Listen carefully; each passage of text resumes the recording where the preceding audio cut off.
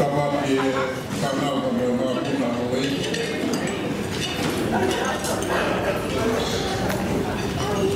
Tamat yang mak sama Matapun. Tamat di Pahu. Tapi kami Faisal kama siasa Kebupe kaya. Kaba foki família Taisia, kama família de Palmeiras. Sola kemamulan mama fakai, orang yang tuanya kataku, orang yang ufanga mafi. Ini tanam oleh Fodua Kabalok, kayak orang yang mari ini kata kayak kira sama lo. Betul orang fakta dia tu orang, kalau kita tahu yang fakta kita minasnya ini fragmentu mereka ini sih lah apa yang tak dibahas semua mana sahaja yang semua kalau kita berdoa berfaksa ni kita ini tua kau yang nanti saya tahu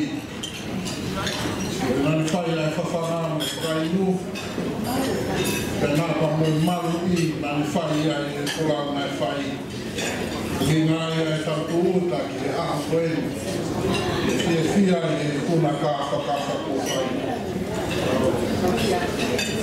Waktu yang Flamalo waktu Faisal sama siasi. Kami berakhir kami benar tahu semua kiai anak yang ini Nakai hamanak, fai hakia maku ai fangan kakwe ofa, kamu tahu ku fai tua. Semua apa lo kamu mufak na fai. Kalau tu ibu fua ya honi, kalau kuia, kamu tokoni kalau mari, al tahu ibu ke fai proses. Fua mayai. Ya teve lupe kavea e a kweli fanya ya fia matanga o rico lotu ka mo fia na fai lagi no fakomia tau skala mali sesi dana dai ngano ai ngano fofoma ko ka haklia sesi ke ko fare masiva fai nasia ya hon Yang faka koloa o te fito ai e fia ko fai apa. Ua le framalo família Taisia. Framalo atu kana ko rea mai to ka mia mafi to le sopa ni nai. Na ka ho mama he tama te framalo muita.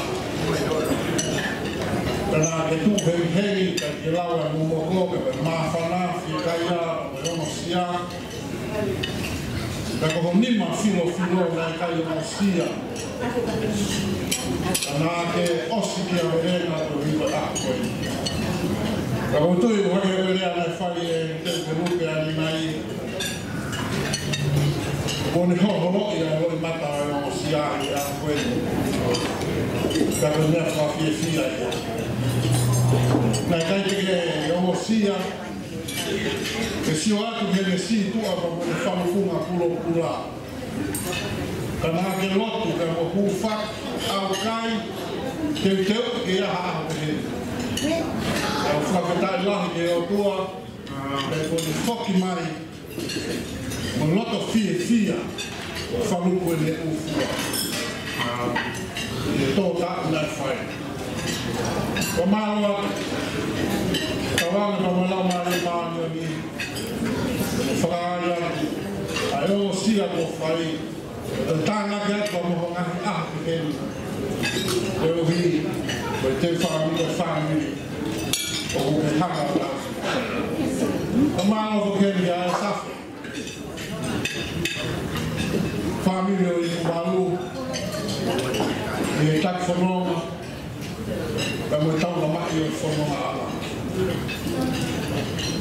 o fia whakakakato e ahoni ai o tūpea mo ako o mo vete ka pēia e ua e whakaheke heka ai ai whāmiri e a tau whanua e ngā whaamu ai o to whare la taha pēe o tū he kai a la taha pēe a ko he kai a ka koe nā o whakataha e te whito ai fia ai o whāmiri e ahoni mau o malo atu o ulu e whamiri, e moe tōka kawa ko whai whakakoloa ki a hoi. E ka pauna e whai whakauia ko taha bea kaisia, e mo siona whamiri ko tui e whima. A ho toko ni e moe pōpō ko ke whai. Ko e wika ea ni whamiri ko na whakawhi e si su ki waka ki wholau whai tamu. Pea ua ko me tahe tupu koso ai me ngahi whainga tā e kai whaiwhaiani ko moto ai whamiri ko ia. A honi e si pinga e ki he vai te oa.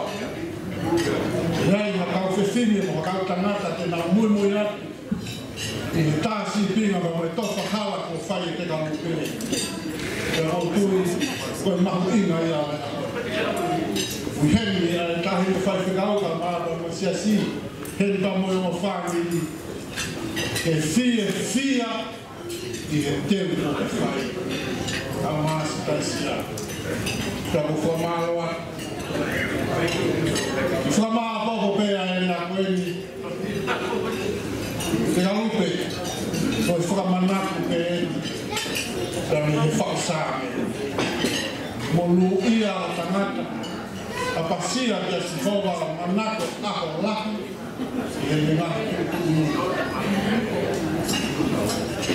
Reki foi lea ua meni e ki vesa de koe ni o whiamao peke whamao o pakuati ka lupe ki he kuna kafa o ke whai. Uraki koe a pasia hono ua koe manako aho lahi. Koe a pasia vea e tau ngahi tānoa ki ai he e tau tuku whakawhonua o tau tuku ure a mai. Ka kou manako mau peke ngā o atu, ai whakakaukau kuomi he whausāme. O me tokanga ki he apasia o me ke he. Hawange e tama whanomo ka wako ka te koe e apasia. Lama hoere lo me he kohi, o longu tūpa me he lea loi. Afe me he kohi o whai e lei, kumi he meri no kuri ki ai. Hanga e whausāme o omi pēa ki whakakaukau koe o me hana hai whakataha a o taunu tūka mo ho taunu o tō e a neui a koe whai mea koe a pasia ia. Whaiwhaiane ko ke lala o tokoni e a kau whataha pa mo iwi o lau maria maun o ni ki hono kure a ho to ki kona ho to sino ho to mutu e mo tau si ho to loto ki ngā mea beo whatu pouhau ke o kua e a huia he whausāme koe a pasia. Koe manako lahi ki he tūtūni a e ki o kou maare ia hono koe tāna ki mai ki koe rea koe lahi.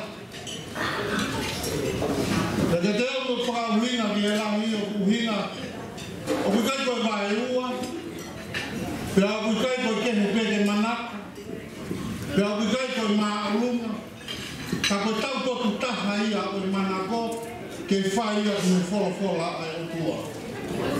Ka te ia lewa ha whahinga manako o ke ma te upe, kore atu ke whakawhiofi hake peke manako la. Ka hiri a ngongo pe a fungai ai manako ke whola, e koe mea lea e tau whanua ai i e kaha o whanonga. E koe ke pē he toi tapu, ko hānea e tau iai e he tā mou hono hala, ke tāu me whinangalo e o tua, o ni tokanga ni whanau. Ka koutu i kā mau inga i te kaupe, ke whia ko whai, ka koutu tāpu nua pe ia ke kaha, ka hoko atu, o e atu ke whai. Ka honi ke aha te ia ke whia, ka koukawa o ke whia laki o e atu e. Ka hono hinga ko e ofa lahi ko whai e o tua, ka moni pēra e whakasāne. E toki he hiwa tuku pē, ko to ere lo, ko hui ko e whakahawha whaua, o ngā ue ko whai e o tua maa. Pea koutu i koe kahaku ia o e whanora ngā, e hange pepe toa kanaki whai e tahi e whai se kauka mai sia si, e peheke whamiri o te sia. E koe whoha poto, koe whiawhianga ia o e tamai, ka koe whoha mare, mamaki ai e whai e. Ahoni, whakawhiwhia, ai whai e whakatahaka mo tamai, na peheke te mautoko toa pēra e whamiri. Boa whai e.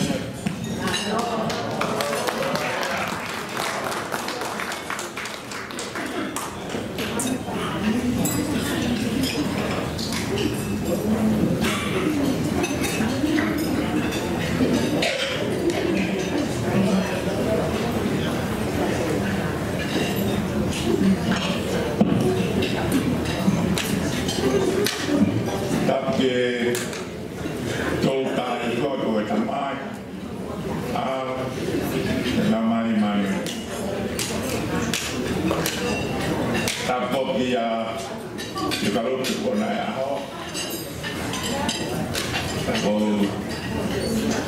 tolka mori, kau ufanga, i haki, kau katapu kotope, osi no awaki. Kurawe i pe au ia ko wape ai tai nia o pe ki te kulopima halia no o tai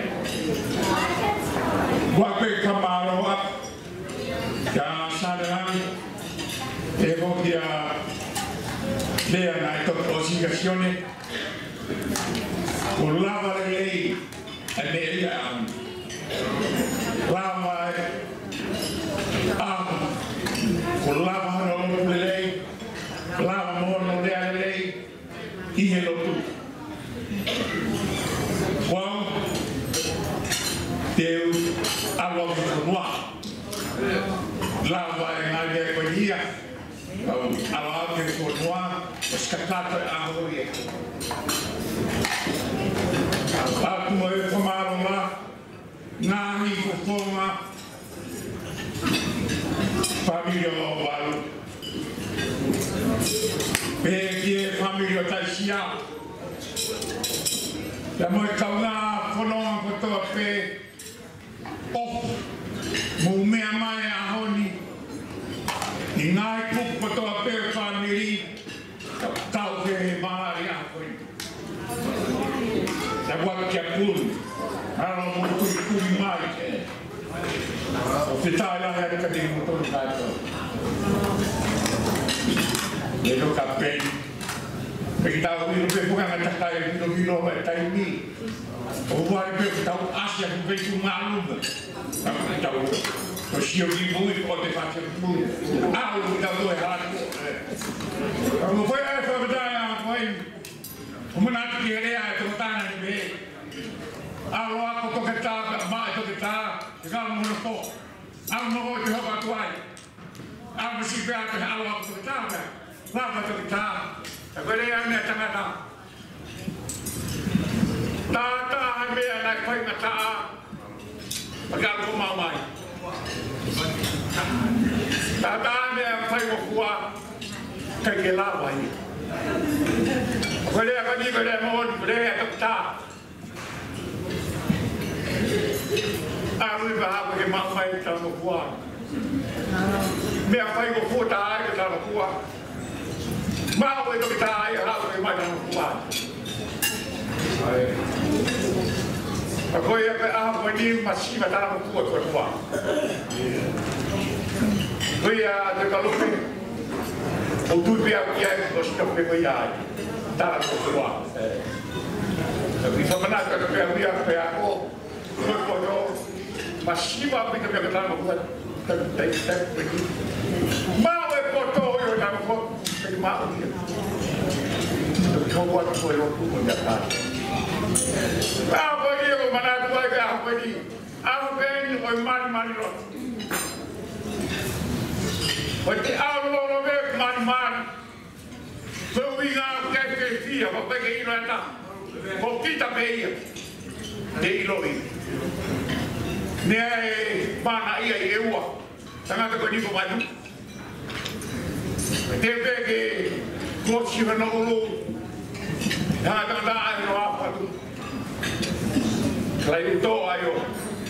subscribe cho kênh Ghiền Mì Gõ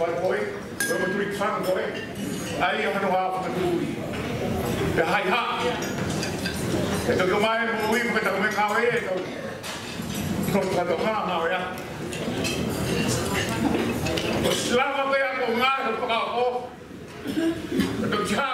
bỏ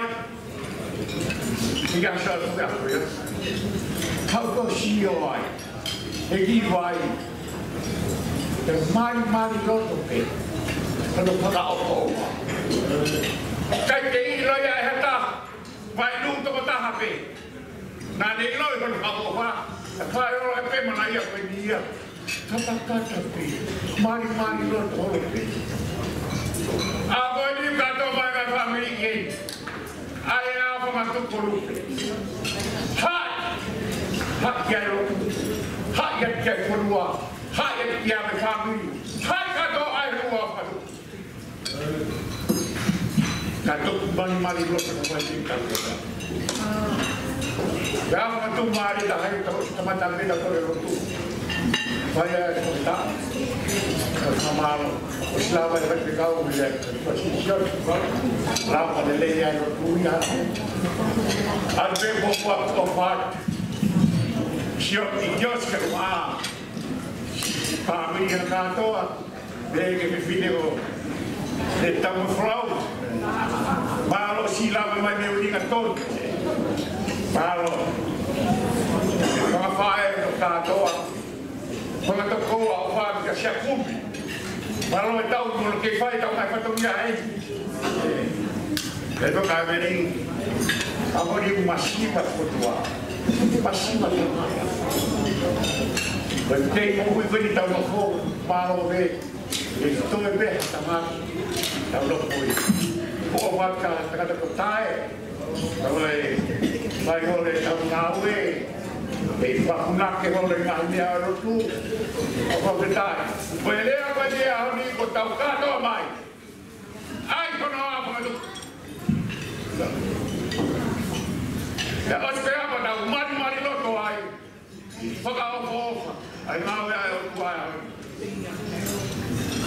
Panila kahapon kanita ma'am. Ang popa. Kang nakita. Owan. Mga Davida. Paro. Pano. Ay pero pamalo ay pinatapayta. Kalau matuang kalau kampung fit paydalan ko. Ang derege kalau kita datang pupuk. Kaya ko ako pero programa maya ko ni. Ate o falang ke moto. Moto yung ufema uya ke on de fay hande lolo. Di ba ko ko kaduma ri re mamam na dawat.